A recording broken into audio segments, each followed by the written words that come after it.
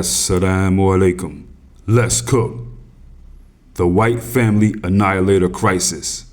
Here we have a white American man by the name of Christopher Karokowitz, 47 years of age, from a place called Grand Haven, Michigan. He looks to live a pretty good white American life, but he didn't. This guy right here is a nutcase, a sick Satanist who took his whole family out and then blew his own beak off. Now, here's what we know about this guy. This guy right here, right? He worked for the American Heart Association. He's a professional. He worked there from September of 2023 until earlier this month. His employment ended for some reason. Now, he was the National Vice President of Sales and Marketing. So we know that this man made a pretty good salary. This guy right here did a lot of remote work, so he was able to live his life, travel, do what he wanted to do. Now, he's married to Amanda Mandy Karokowitz. Now, this woman right here, she's really into writing. She's a substitute teacher at the local school district. She was recognized as a dedicated substitute who pours her heart into her work. She's also a children's book author. Now, these two have 6 children, 4 biological, all boys ages 15, 12, 11, and 5, and they adopted 2 girls, both 11. These are Asian girls, okay? Adopted them from China. Now, this woman, Amanda, her life looks perfect. White American Christian life. She wrote on a parenting blog reflecting her Christian faith, documenting her life and things like that, talking about the birth of her first child as the best day of her life. And she spoke positively about her husband Christopher's parenting. That's what she did on her Christian blog, okay, the family blog, the nice one, a good one.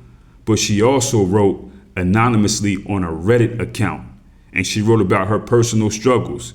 She wrote about years of betrayal in her marriage, including the claim that Christopher had an affair with a younger intern, somebody who was the same age as her when she first met him. By the way, Christopher is about 47. Amanda is a little younger, like 38 or 39, okay?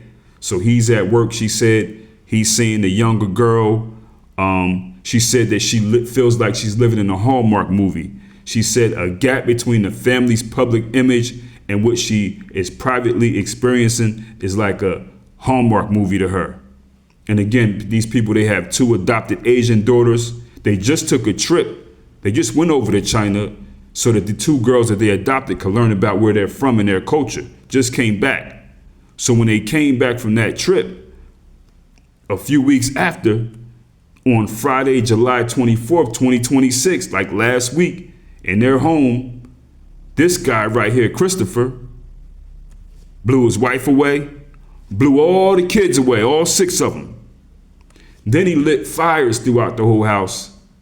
Then he blew his own beak off. Why? They don't know. Just a violent white American nut. The people aren't saying much about this. They're not getting into a motive. We don't know if it's just the fact that he's a white man or if it's his religion, what, you know? I guess it's something that they can't bring up as far as black people in Detroit or Chicago or other places. You know, that's their thing. You know, these people, they found a way to deflect. And, you know, of course, we know that one of the main characteristics of a white supremacist is failure to take accountability and responsibility for the things that they do. So these are people who would rather push it off on black people as opposed to saying we got a problem, let's work on being better people, and let's try not to be Satanists and stop supplicating to the shaitan and all this other stuff that we do. No, they don't want to do that. Instead of doing that, they would rather go ahead and come up with a storyline because they have the media to back them and say, oh, this is all that's going on. She came up with some of the stats. In 2011, 83% of white victims were murdered by other whites. White on white crime. Where are the fathers? Let me just say, Cenk, on behalf of all moderate white people, I would like to apologize for the extremist white people. I know that every time a Muslim does something wrong or a black person does something wrong, you can just generalize about the entire group. But with white people just get a pass. If a white person does something wrong, everybody understands that that person is an individual. And to generalize about everybody else in the white community would be ridiculous. It's just that we don't offer that same mindset to black people and to Muslims and to other minority groups. Yeah, and now let me fill out the numbers more. 3,172 white people were killed in 2011, unfortunately. 2,630 of them lost their lives at the hands of another white person. I mean, we got to wonder what's going wrong in white culture today. I think it's largely the rock and roll music. I think it's very dangerous. Comedian Carrie Caudette also wrote about this. She writes, in 2013, whites led all other groups in aggravated assault, larceny, theft, arson, weapons carrying, and vandalism.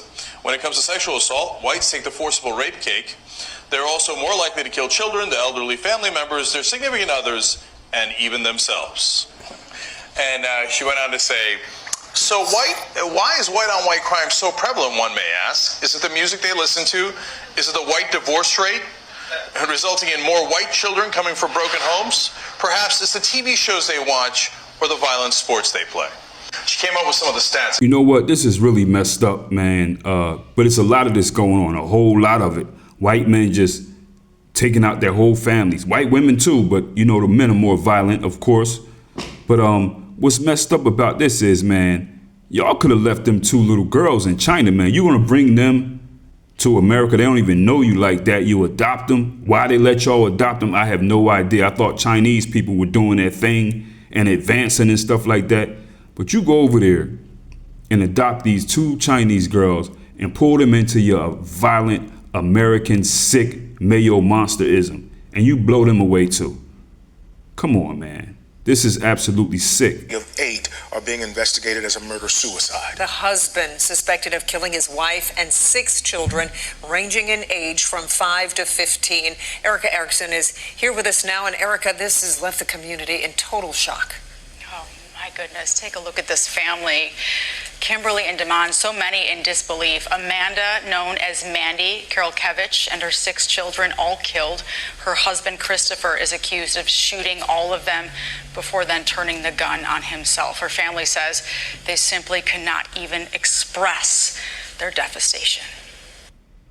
We treasured every moment we had with her and her 6 children, and words cannot adequately express our devastation. That's from the parents of 39-year-old Amanda Karolkevich, known to many as Mandy, the wife of 47-year-old Christopher, and mother to 6, ranging from just 5 to 15 years old, 2 of their children adopted. The suspicious fire at their home on Riverside Trail in Grand Haven Township now being called a murder-suicide. Friday morning, calls coming in about smoke, but they were unable to locate an actual house fire, looked around the area and couldn't track it to a specific house. A couple hours later, first responders trying to put out the fire, but finding the entire family dead. Investigators now say Chris shot and killed his wife and children before turning the gun on himself.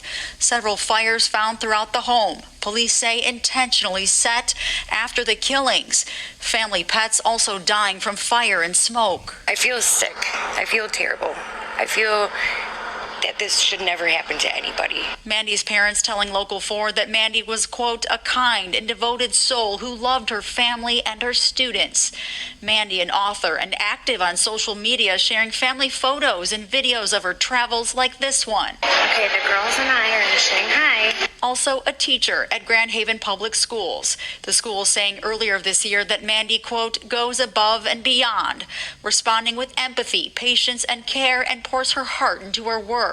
Mandy's parents saying, quote, we pray for God's peace and comfort as we grieve their deaths and honor their lives. Okay, right now, Michigan State Police arson investigators are working to determine how exactly that fire started. The White Family Annihilator Crisis. People, link in the description to my masterpiece, The N-Word is No Secret in the Service. Also, link to the email list. Go ahead and get on that so that you know where the content is, just in case YouTube start doing their YouTube thing. Easy.